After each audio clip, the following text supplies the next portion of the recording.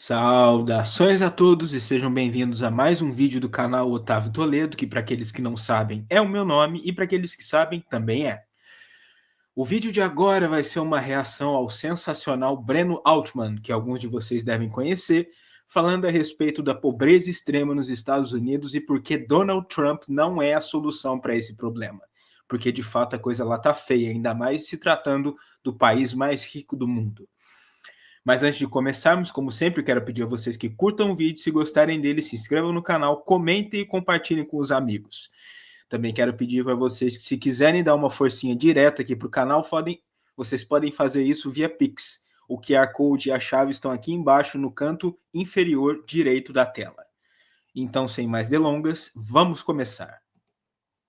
Em 2023, mais de 653 mil pessoas estavam em situação de rua.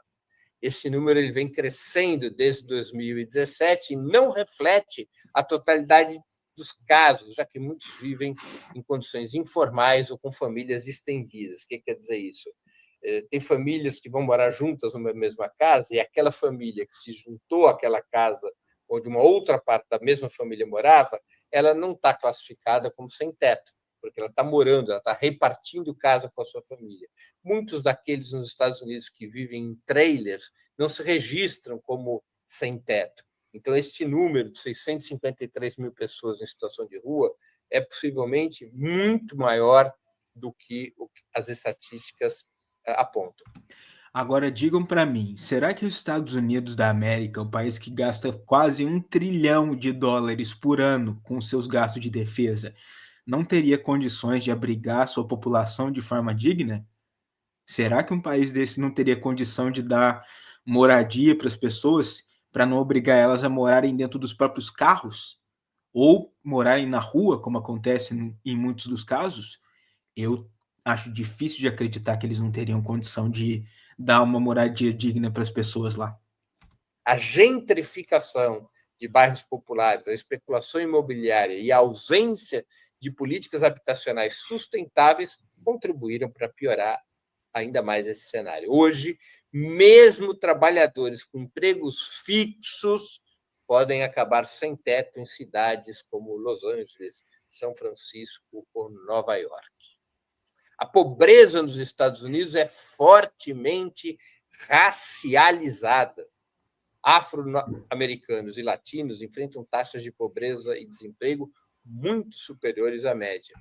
E também são os grupos que têm a maior representação na população carcerária dos Estados Unidos, que é a maior do mundo, por uma boa margem, inclusive. Eles têm lá, a última vez que eu chequei, era coisa de 2 milhões de pessoas na população carcerária. É muita gente. Eu posso estar enganado, faz tempo que eu vi esse número, mas eu acho que é por aí. O rendimento médio das famílias negras, por exemplo, representa apenas 60% do rendimento das famílias brancas. A desigualdade também se reflete no sistema penal. Políticas de encarceramento em massa, adotadas nos anos 1980 e 1990, resultaram em milhões de pessoas presas, mais de 2 milhões de presos, a maioria homens negros, embora a população negra nos Estados Unidos não alcance 13%. Ainda que não alcance 13%, o percentual de homens e mulheres negros presos nos Estados Unidos, esse percentual ultrapassa os 50%. A criminalização da pobreza, aliada à militarização policial, ampliou o abismo racial.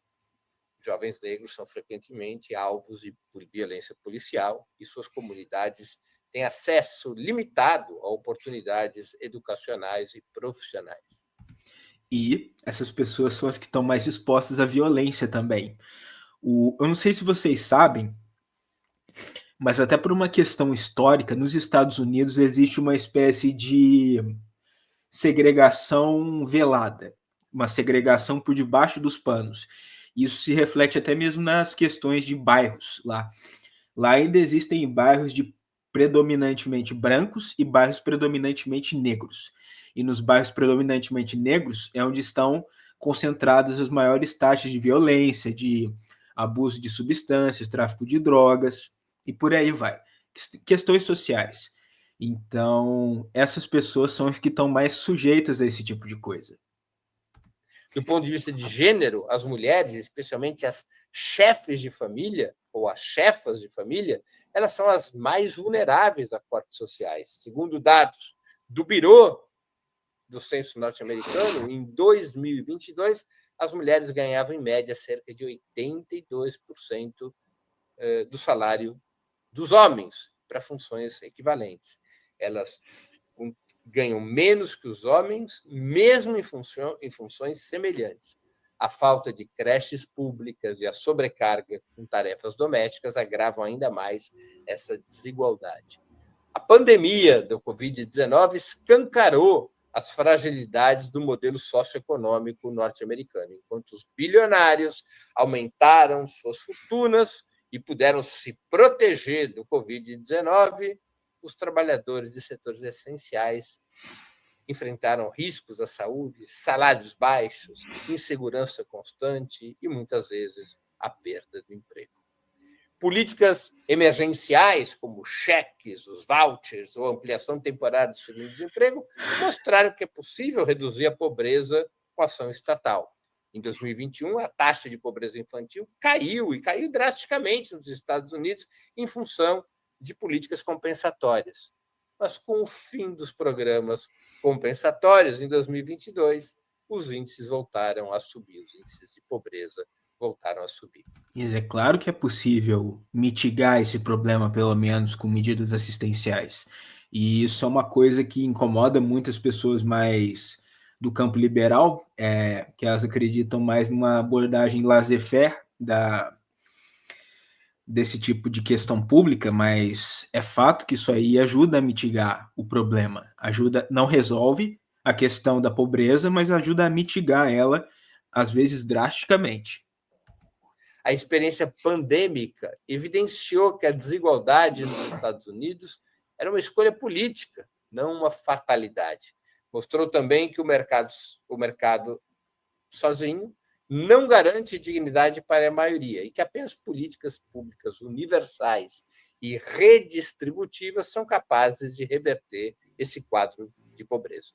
Apesar do avanço da desigualdade, ou exatamente por conta do avanço da desigualdade, também cresce a resistência dos trabalhadores norte-americanos. Nos últimos anos, trabalhadores da Amazon, da Starbucks, de universidades, das montadoras, protagonizaram greves e campanhas por direitos trabalhistas. O Sindicato dos Trabalhadores Automotivos, a famosa UAW, por exemplo, arrancou conquistas importantes em 2023 com uma greve histórica dos trabalhadores da indústria automotiva. Também a gente assistiu movimentos poderosos, antirracistas e feministas, que também pressionam por mudanças no modelo, por reformas, por direitos. E isso é uma coisa que lá acontece muito na insistência mesmo da classe trabalhadora, porque os movimentos de esquerda nos Estados Unidos historicamente são reprimidos, e reprimidos com muita veemência. Tanto que a gente vê que, por exemplo, lá não existe um partido comunista nos Estados Unidos. Na verdade, eu acho que até deve existir, mas eu não sei se ele é legalizado. Porque, ou se ele deve ser uma coisa recente, porque antes não devia ser. Eu não tenho certeza. Mas os movimentos de esquerda lá são sempre muito suprimidos. Até porque a propaganda que é muito instaurada, é muito instituída nos Estados Unidos, dá a entender que movimentos de esquerda são inimigos da nação, são movimentos até antipatrióticos. Essa é a narrativa que eles pintam. A trajetória das últimas 4 décadas, no entanto, consolidou um modelo que concentra renda, destrói empregos dignos e enfraquece os mecanismos de solidariedade social. O sonho americano tornou-se inatingível para a esmagadora maioria.